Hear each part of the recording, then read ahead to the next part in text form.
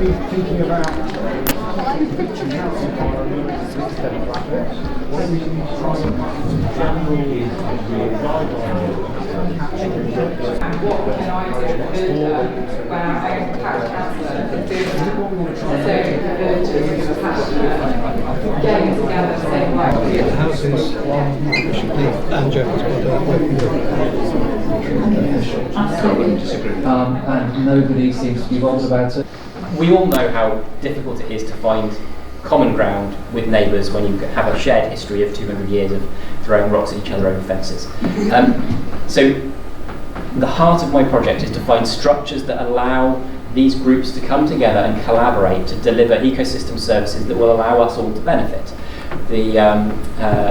An example would be floodwater storage. So if you want that moor to act as floodwater storage, say for example Curry Moor, that stores a lot of the runoff from Taunton to delay it before it gets to Bridgewater. That's a critical piece of infrastructure on which we are all dependent, or at least those of us who live on high ground. Without that, the towns are in jeopardy. So you need to find a system that allows those landowners to come together and agree to deliver that service. So we know that there's change coming. Those figures for 2050 with the heat waves, that's more or less fixed because of climate lag. So climate lag is the emissions that we're putting out now. Most of you probably know this. There's a lag between when the emissions are released and when they're actually felt in the climate. So the climate lag is 30, 40 years, something like that. So we've got a lot of climate change in the coast, even if we got to net zero today. Probably most importantly, when the charity first started, we leased about 80 acres of capped landfill, and over the last 25 years we've been transforming that area of landfill into a nature reserve.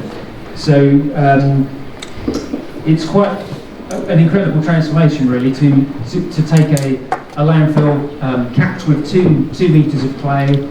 Underneath it's about 15 metres deep with waste. So within that area there's something like 2 million cubic metres of waste buried in the ground at the site where we are. So if you've lived locally, particularly in South Somerset or Mendip, pretty much anything you've thrown away since probably 1970 in your bin or in the black bag is lurking somewhere under the surface there. We conserve what energy that we've got. Then we look at energy efficiency, and energy conservation is about shutting curtains, it's about putting draft excluders on your door, it's about doing all of those things that keep you warmer in your house. Then we start to look at energy efficiency, so we can look at your property and we can work out what needs doing in your property, whether that be insulation, air tightness, which everybody else knows as draft proofing, but we call it air tightness because it's a lot more than little sticky things around your windows and doors. So for me, you know, I feel incredibly sad and angry and upset, particularly for my children and their children.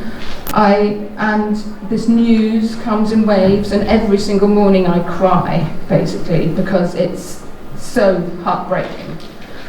But it's also given me a clarity about what's important to me.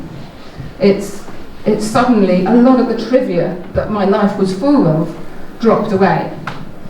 And I know what is important, and I'm going to spend the rest of my days working on that and helping people and making decisions with love rather than with anger, because I don't want the rest of my days to be filled with anger.